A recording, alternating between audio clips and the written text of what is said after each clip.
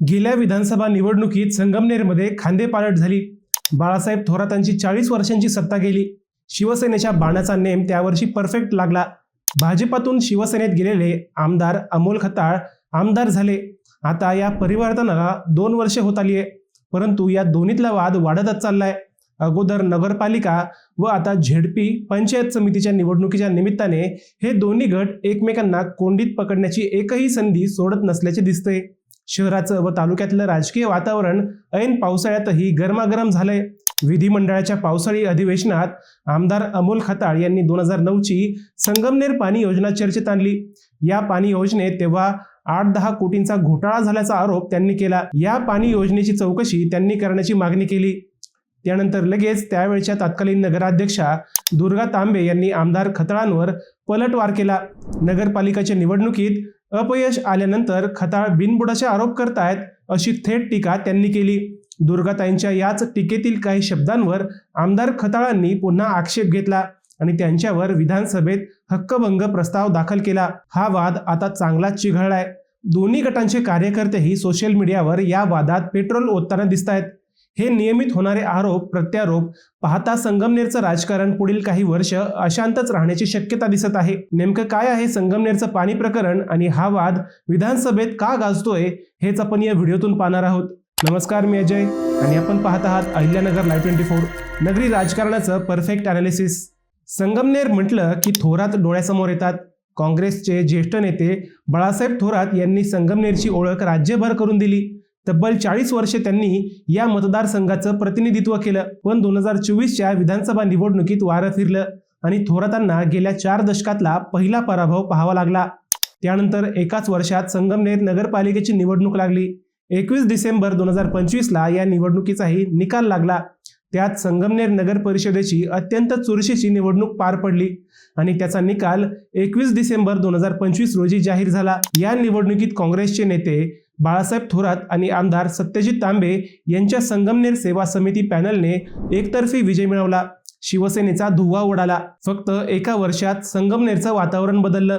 आमदार सत्यजित तांबे यांच्या पत्नी डॉक्टर मैथिली तांबे या संगमनेर सेवा समितीकडून नगराध्यक्ष पदाच्या निवडणुकीत प्रचंड बहुमताने विजयी झाल्या। त्यांनी महायुतीच्या उमेदवार सुवर्णा खताळ यांचा 16,644 मतांच्या फरकाने पराभव केला। हा विजय महाराष्ट्रातील नगर परिषद निवडणुकीतील सर्वाधिक मताधिक्याचा विक्रम ठरला। नगर परिषदेच्या एकूण 30 जागांपैकी तब्बल 27 जागांवर थोरात तांबे यांच्या पॅनलचे उमेदवार विजयी झाले। 2024च्या विधानसभा निवडणुकीत संगमनेर मतदारसंघाने सत्ता बदल केला होता, त्यामुळे थोरात तांबे गटासाठी ही निवडणूक अस्तित्वाची लढाई होती। विधानसभा निवडणुकीतील पराभवाचा वचपा काढत थोरात तांबे या परिवाराने नगरपालिकेवर पुन्हा एकदा आपले निर्विवाद वर्चस्व सिद्ध केलं। या निकालानंतर 4-6 महिने संगमनेरचं राजकीय वातावरण काहीसं शांत राहिलं, पण आता जिल्हा बँक, जिल्हा परिषद, पंचायत समिती निवडणुकीच्या अगोदर संगमनेरचं राजकारण पुन्हा तापलं। सध्या मुंबईत विधिमंडळाचे पावसाळी अधिवेशन सुरू आहे। या अधिवेशनात खताळांनी संगमनेरच्या 2009 साली झालेल्या पाणी योजनेच्या निविदा प्रक्रियेत गैरप्रकार झाल्याचा आरोप केला। याबाबतचा तारांकित प्रश्न उपस्थित करत हा विषय थेट राज्यासमोर आणला। या प्रकल्पाची मूळ किंमत ही 8,78 लाख होती। सुधारित अंदाजपत्रकात ती 9,29 लाखांवर नेण्यात आली, असं खताळांचं म्हणणं होतं। शिवाय कार्यारंभ आदेश काढला तेव्हा या निविदेची किंमत थेट 15,40 लाखांपर्यंत वाढवण्यात आली। म्हणजेच मूळ किमतीच्या 69% वाढीव दराने हे काम करण्यात आल्याचा आरोप खताळांनी केला।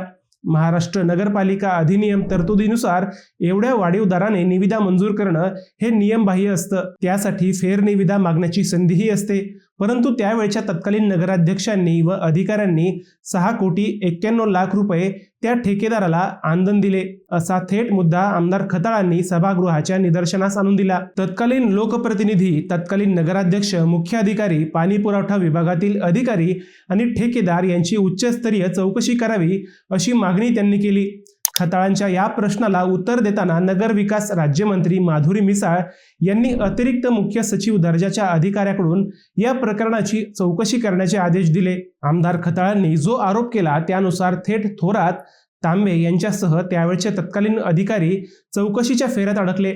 त्यानंतर त्याचे पडसाद संगमनेरमध्ये उमटले. माजी नगराध्यक्षा दुर्गा तांबे यांनी तातडीने पत्रकार परिषद घेत खताळांच्या आरोपांचा समाचार घेतला.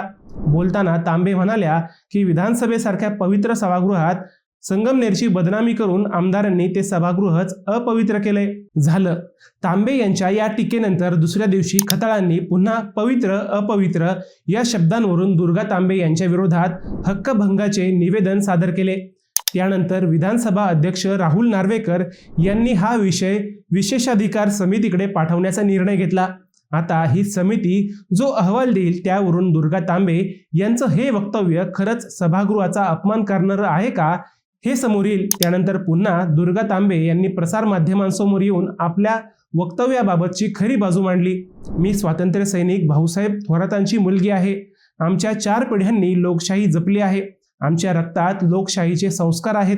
त्यामुळे विधानसभेचा अपमान करण्याचा प्रश्नच येत नाही, असं म्हणत त्यांनीही आमदार खताळांचे सर्व आरोप खोडून काढले. संगमनेरच्या पाणी योजनेतील घोटाळा आणि दुर्गा तांबे यांचे वक्तव्य या दोन्हींचा अहवाल यायला अजून वेळ आहे.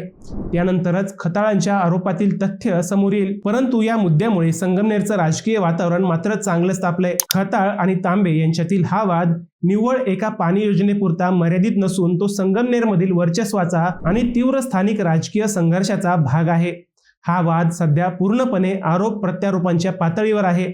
आमदार खताळ यांनी उपस्थित केलेले मुद्दे तांत्रिक आणि आर्थिक ऑडिटशी संबंधित आहेत, तर तांबे गटाने त्यामागील राजकीय हेतूंवर बोट ठेवले आहे.